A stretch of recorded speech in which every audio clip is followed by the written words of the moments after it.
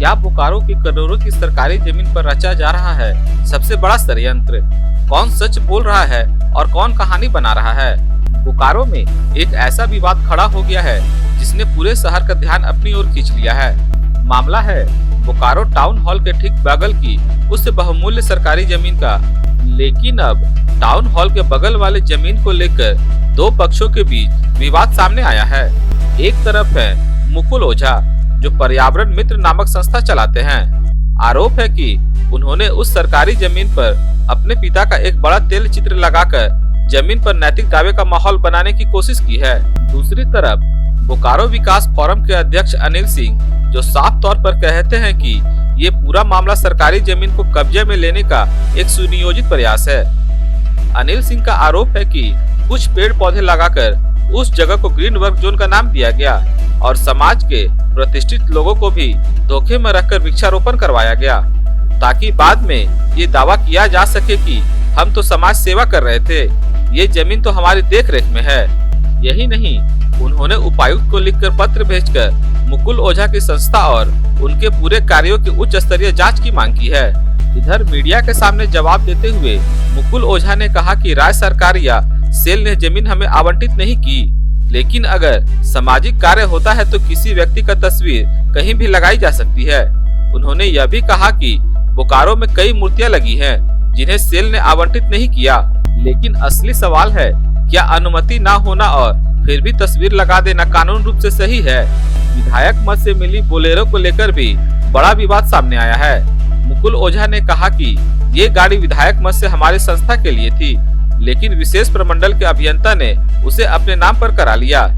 यह सिर्फ जमीन का मामला नहीं है, यह बोकारो की पहचान, सरकारी संपत्ति और शहर की गरिमा का सवाल है, क्योंकि यह सिर्फ विवाद नहीं, जनहित का मुद्दा है।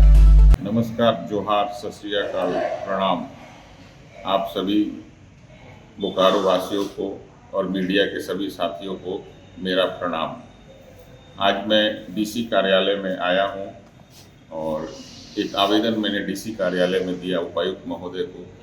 आज से 2 दिन पूर्व भारतीय जनता पार्टी के नेता हैं या कार्यकर्ता हैं, पर्यावरण संरक्षक कोई समिति चलाते हैं, मुकुल ओझा जी, उन्होंने मेरे खिलाफ प्रेस वार्ता किया दिसम गुरु शिबूशरण टाउन हॉल के सामने कि उनके पिताजी का तैल चित्र को मैंने फाड़ा और जो भी है मेरे ऊपर बहुत सारे आरोप लगाए हैं। मैं उनको आज मैं गुरुजी के लिए मैं पहले से ही प्रयासरत था और डीसी साहब को चिट्ठी लिखा था कि झारखंड के सब आंदोलनकारी हैं गुरुजी, माननीय गुरुजी, और हम लोग सभी झारखंड वासियों के प्रेरणा स्रोत है। तो टाउन हॉल का नाम अगर माननीय गुरुजी के नाम पे हुआ है तो उस जगह पे भी गुरुजी की प्रतिमा लगनी चाहिए थी। मैं मुकुल ओझा जी से पूछना चाहता हूं और इसमें 4 प्रश्न है कि श्री मुकुल ओझा जी, बीएसएल या राज्य सरकार वह जगह कब आपको आवंटित किया जहां आप पेड़ लगा रहे हैं? बहुत तरह का पेड़ के बारे में आपने कहा कि हमने ये पेड़ लगाया कपूर का और बहुत सारे। तो एक पेड़ के बारे में आप कल्पतरू के बारे में जो पेड़ बार बार आप कहते हैं और रिलीज में भी देते हैं, तो रामदेव जी कह दिए हैं कि पूरे दुनिया में कल्पतरू नाम का पेड़ नहीं है। तो मुकुल बाबू, आप एनजीओ चलाते हैं, आपको जानकारी नहीं है कि आप बीएसएल पे भी पद में थे और एनजीओ में भी महासचिव थे।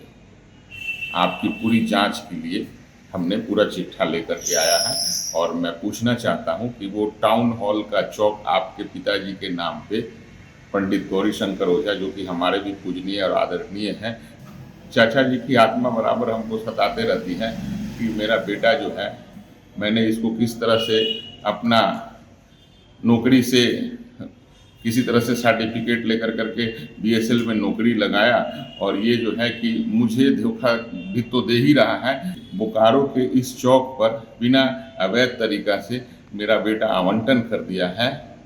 तो मैं उनसे यही कहूँगा, जैसे ही आपको पता चला, आप कहते हैं कि 17 साल से हम वहाँ पर पिताजी का आपका तैल चित्र है, थोड़ा शर्म कीजिए। 2016 में हम लोग मंगल पांडे कि स्टैचू लगाने के लिए जेल गए थे, स्टैचू कबाड़ा गया था और 2016 में और आपकी जो संस्था है वो आपका 2011-12 का है, तो आपका संस्था का भी जन्म 17 साल नहीं हुआ और आपने 2018 में उस जगह पे 18-19 में अपने पिताजी को वहाँ लगाया है और जब से लगाया है तब से यहाँ का वातावरण पूरा जो है कि दूषित हो चुका है। मैं आपको सलाह दे रहा हूँ, चाचा जी का जहाँ जन्म स्थली है वहाँ अपने खेत में इनका वो स्टैचू बनाइए, हम लोग सहयोग करेंगे, पूरा बोकारो वासी आपको सहयोग करेगा। तो इस तरह का साजिश करना और ये चीज़ जो भी आप कर रहे हैं पूरा गलत है, सरासर गलत है। आपने जो इससे पहले भी एनजीओ के नाम पर रविंद्र पांडे से और समरेश सिंह से एम्बुलेंस लिया है, उसकी भी जांच के लिए मैंने लिखा है। और आपने जो अभी बिलेरो गाड़ी जो पर्यावरण के नाम पे लिया है वो अपने नाम पे कैसे आवंटन है, ये जो है ग्रामीण विकास जो है ग्रामीण विकास प्रमंडल का ये चिट्ठी है कि किसको ट्रांसफ़र करना है, परिवहन पदाधिकारी को, और आपने अपने नाम पर जनता का पैसा को जो है कि विधायक मद का पैसा को लूटपाट करना, खसोट करना बंद कर दीजिए। मैं आपसे पूछना चाहता हूँ, मीडिया के साथी से, बोकारो के सभी लोगों से पूछना चाहता हूँ कि राज्य सरकार उनको कब जमीन आवंटन कर दिया ताकि वहाँ पेड़ लगा रहे हैं, कब जमीन उनको आवंटन हो गया कि वो अपने पिताजी का तैलचित्र लगा लिए हैं। तो अगर है उनके पास तो दस्तावेज पेश करें।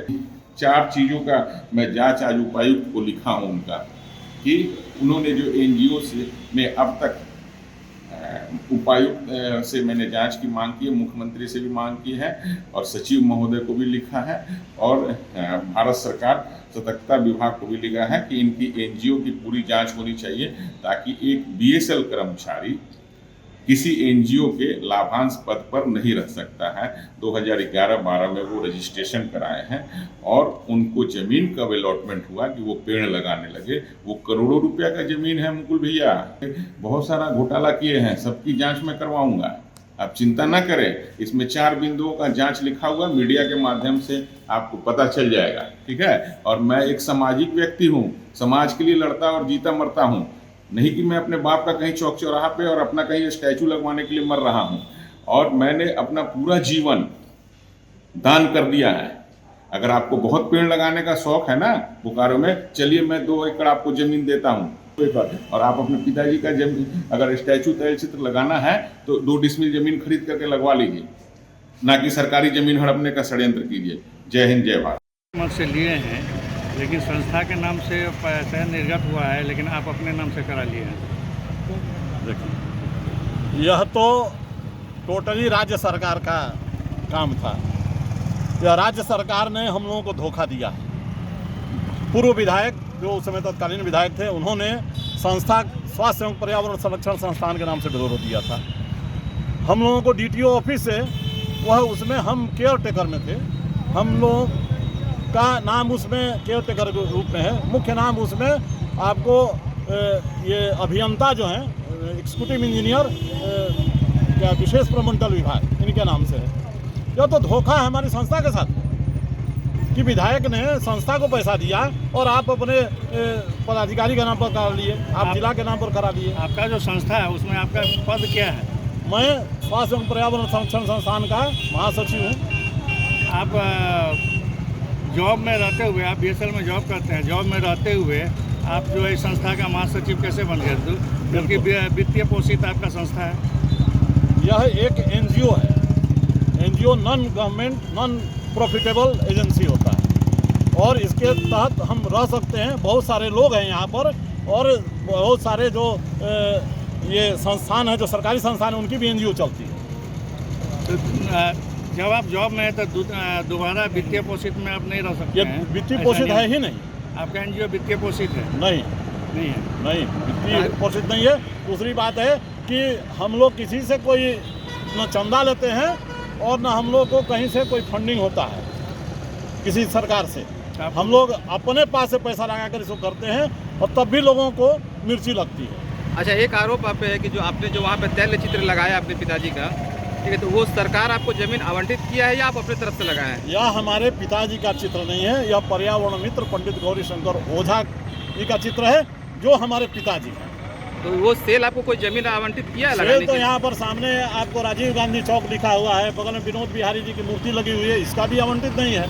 सेल तो बहुत सारे जो यहाँ पर मूर्ति लगी हुई है स्वतंत्रता सेनानियों का और लोगों का भी, उसका भी आवंटित नहीं ये है। जो और पर्यावरण सेल की तरफ से कोई उसमें रुकावट भी नहीं है कि कुछ दिन पहले ही बोकारो के जो तत्कालीन निदेशक प्रभारी श्री बीके तिवारी जी थे, उन्होंने उस जो वाटिका है उसमें पेड़ लगाकर सिद्धू कांधू, चांद भैरव, फूलो झानो के नाम पर पेड़ लगाकर स्वतंत्रता सेनानी स्मृति उद्यान का भी उसमें उद्घाटन किया। तो वो आपको कोई जगह चिन्हित करके दिया गया था इस सेल की तरफ से कि वो चिन्हित सेल ने हमको कहा है कि यह जो है ग्रीन लैंड है, यह जो है हरित पट्टिका है, इसमें पेड़ लगाइए, और हम लोग कोई अपने पास उसको रखने के नहीं है। मैं मर जाऊंगा या चला जाऊंगा तो हम उसको साथ अपने लेकर नहीं चले जाएंगे। यह बोकारो की जनता के लिए वो किया जा रहा है और बोकारो की जनता के लिए ही रहेगा। अच्छा, तो आपके हिसाब से जिस तरह से आपने वहाँ पे तैल चित्र लगाया है, तो कोई भी अगर किसी को मन करे तो कहीं भी अपना तैल चित्र किसी का भी लगा सकता है? अगर उसके परिवार में वैसे लोग हैं और बोकारो की जनता जो है अगर चाहती है कि उसका लगे तो लगेगा, इसलिए कि यह सरकार जो है वो जनता से बनती है और जनता अगर चाहती है कि यहाँ पर यह चीज़ हो तो होता है। कोई हमने नहीं लगाया है, बोकारो के बुद्धिजीवी और बोकारो के आसपास के पर्यावरणविदों ने मिलकर उसको लगाया है। वो संयोग है कि हमारे पिता हैं तो हम वहाँ हैं और हम भी संस्था से जुड़े हुए हैं, संस्था के संस्थापक रहे हैं वो, तो निश्चित तौर पर उनका लगेगा। और दूसरी